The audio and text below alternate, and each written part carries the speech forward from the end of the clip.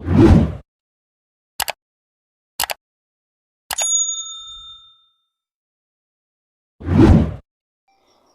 Friends, चलिए तो आज के हम इस वीडियो में सीखेंगे बेलन का वक्र पृष्ठ का क्षेत्रफल किस तरीके से निकाला जाता है। वही हम इस वीडियो में सीखने वाले हैं। तो चलिए प्रश्न को स्टार्ट करते हैं। और इस प्रश्न के लास्ट में हम आपसे एक सवाल भी पूछूंगा जिसका जवाब आपको कमेंट बॉक्स में देना है। तो चलिए प्रश्न को शुरू करते हैं। तो प्रश्न को बनाने से पहले हम कुछ बेसिक के बारे में समझ लेते हैं कि आखिर बेलन का वक्र पृष्ठ का फॉर्मूला क्या होता है। तो यहाँ पे लिखा हुआ है कि बेलन का वक्र पृष्ठ का क्षेत्रफल, तो इसका सूत्र होता है पाई आर स्क्वायर एच, जहाँ देखिए पाई का मान 22/7 होता है। कहीं कहीं पे इसका हम 3.14 भी लिख सकते हैं। ठीक उसी तरीके से आर बराबर त्रिज्या, जिसको अंग्रेजी में रेडियस बोलते हैं। उसके बाद एच बराबर ऊंचाई, जिसको अंग्रेजी में हाइट बोलते हैं। तो चलिए अब हम प्रश्न को बनाते हैं।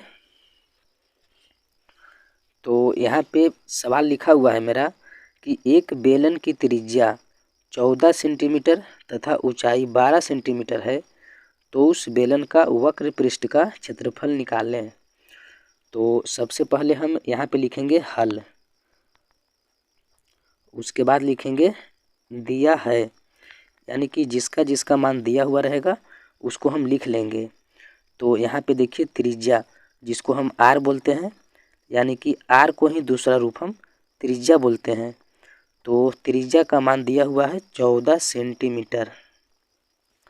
उसके बाद ये जो ऊंचाई है, जिसको हम एच से दर्शाते हैं, तो यहाँ पे लिखेंगे ऊंचाई।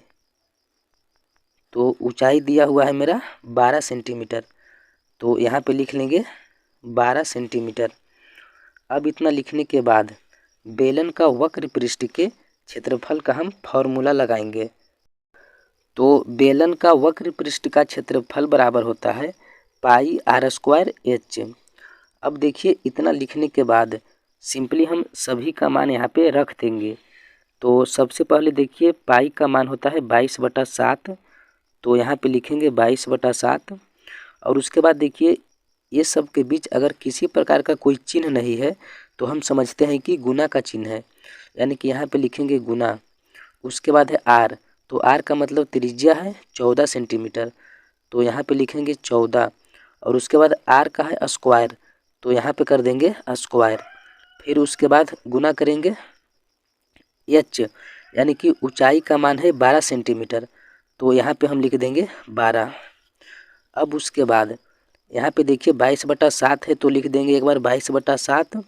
फिर से हम गुना करेंगे, 14 पर पावर 2 है, यानी कि 14 को हम लिखेंगे 2 बार, 14 गुना 14। उसके बाद 12 है, तो लिख देंगे हम 12। उसके बाद देखिए यहाँ पे केवल 7 ही ऐसा संख्या है जो नीचे में है, यानी कि इस रेखा के ऊपर जितना भी संख्या है वो मेरा सभी ऊपर में रहेगा और केवल 7 रहेगा नीचे में। तो अब देखिए 7 से मेरा 14 कट जाएगा, तो हम इसको काट देंगे, तो ये कट जाएगा 7 दूना 14 2 बार में। अब उसके बाद नीचे में कोई भी वैसा संख्या नहीं बचा, केवल ऊपर में बच गया 22, तो लिखेंगे 22।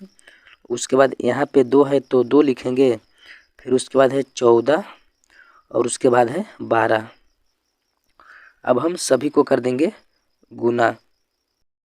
तो जब हम गुना करेंगे तो इसका मान चलाएगा 7392। आप इसको साइड में गुना करके देख सकते हैं।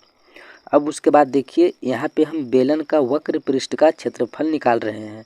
जो भी मेरा त्रिज्या का मान है वो 14 सेंटीमीटर है और ऊंचाई भी 14 सेंटीमीटर में है, यानी कि दोनों का जो मान है वो सेंटीमीटर में दिया हुआ है। तो हम यहाँ पे लिख देंगे सेंटीमीटर का स्क्वायर। यही हो जाएगा आंसर। जब भी हम किसी का क्षेत्रफल निकालेंगे तो यहाँ पे हम लास्ट में सेंटीमीटर स्क्वायर देंगे। अगर मीटर में रहेगा तो वहाँ पे हम देंगे मीटर स्क्वायर। तो आई होप कि आपको अच्छे से समझ में आ गया होगा। तो चलिए अब हम आपको एक सवाल देते हैं बनाने के लिए, जिसका जवाब आपको कमेंट बॉक्स में देना है। तो यहाँ पे मेरा एक सवाल रह गया कि यहाँ पे लिखा हुआ है कि एक बेलन की त्रिज्या 28 सेंटीमीटर तथा ऊंचाई 10 सेंटीमीटर है तो उस बेलन का वक्र पृष्ठ का क्षेत्रफल ज्ञात करें। तो आई होप कि आप इस सवाल का जवाब अच्छे से दे देंगे। तो चलिए अब हम इस वीडियो को समाप्त करते हैं, मिलते हैं एक अगले वीडियो में, तब तक के लिए धन्यवाद।